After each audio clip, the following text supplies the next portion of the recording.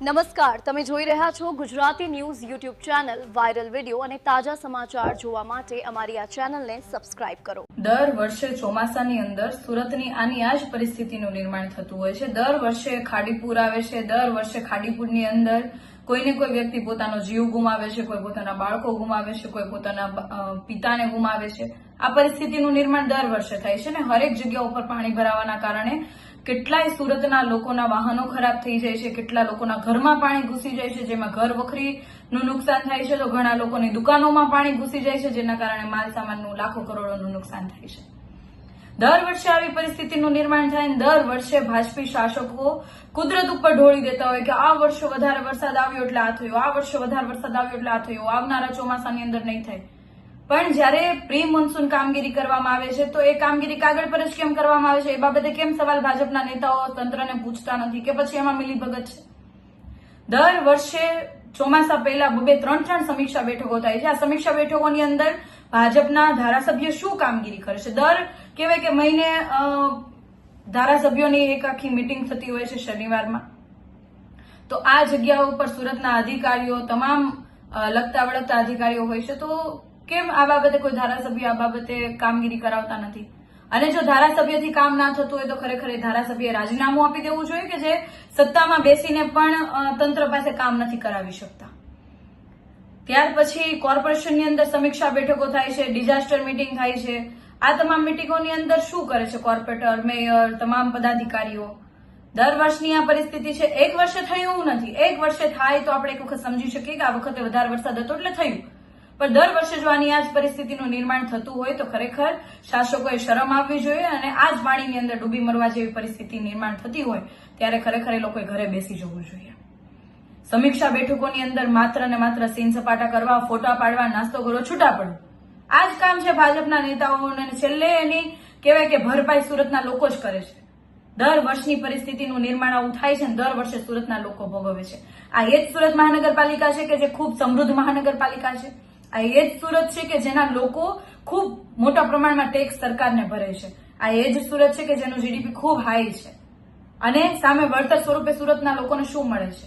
આ તો સારી વાત એ છે કે સુરતના લોકો કહેવાય કે આફતને અવસરમાં બદલી નાખે છે અને એકદમ કહેવાય કે આફતમાંથી બહાર નીકળવા માટેના તમામ પ્રયાસો એકાબીજાની મદદથી કરી લે છે. પણ તંત્રની શું જવાબદારી? પાણી ભરાયું હોય તો એની કાઢવાની જવાબદારી નથી.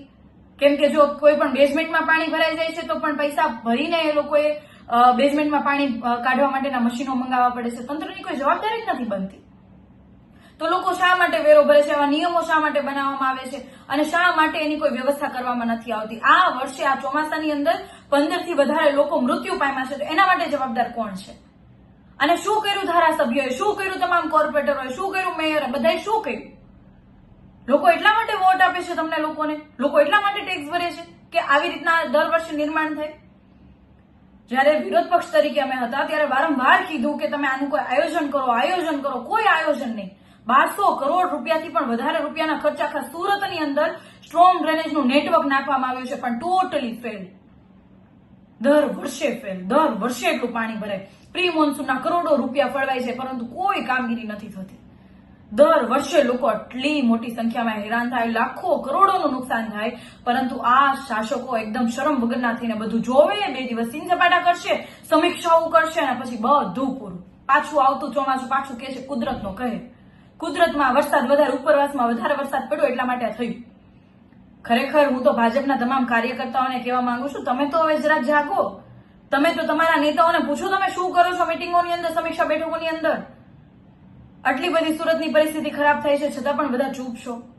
શું સાચું હિન્દુત્વ છે? ખૂબ મોટી સભાઓની અંદર વાત કરતા હોવ છો તમે બધા હિન્દુત્વ. શું છે સાચું હિન્દુત્વ? પ્રજાની રક્ષા કરવી એ સાચું હિન્દુત્વ નથી. 15 લોકો મરી જાય છે છતાં તમે હિન્દુત્વની વાત કરતા ફરતા હોવ છો.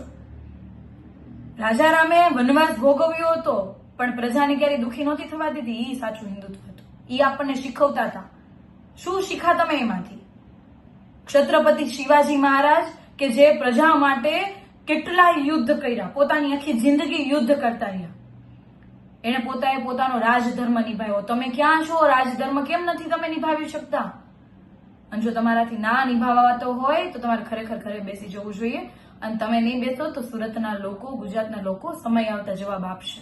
હું તો સુરતના લોકોને ખૂબ ખૂબ ધન્યવાદ આપું છું કે જે લોકો દર વર્ષે આફતને અવસરમાં ફેરવીને પોતાના પરિવારજનોની રક્ષા કરે છે, પોતાના આસપાસના લોકોને મદદ કરે છે અને આ આફતમાંથી બહાર નીકળવા માટેના સતત પ્રયાસો કરે છે. પણ તમામ નાગરિકોને પણ કહેવા માંગુ છું કે આપણે સૌએ જ્યારે ખોટું થતું હોય ત્યારે આપણી પોતાની જવાબદારી અને ફરજ છે અને આપણો ધર્મ છે અને શીખવે છે કે જ્યારે ખોટું થતું હોય ત્યારે મૂંગા બેસવું એ આપણી કહેવાય કે કાયરતા છે. જ્યારે ખોટું થતું હોય ત્યારે એમને સામે અવાજ ઉઠાવવો એ આપણી જવાબદારી છે. આજે આપણે અવાજ ઉઠાવશું તો આવનારા સમયમાં એવી ઘટનાઓ નહીં બને, કોઈ પરિવાર પોતાના દીકરા કે દીકરીને નહીં ગુમાવે.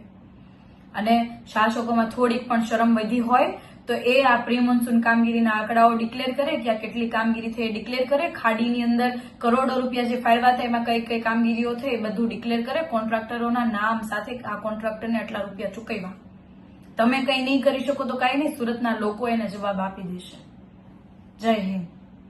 આ ન્યૂઝના રિપોર્ટર છે Arvind Rathod. Gujarati news YouTube channel Surat. ગુજરાતથી તમને મહત્વના સમાચાર મળતા રહેશે, માટે જોતા રહો ગુજરાતી ન્યૂઝ. ધન્યવાદ.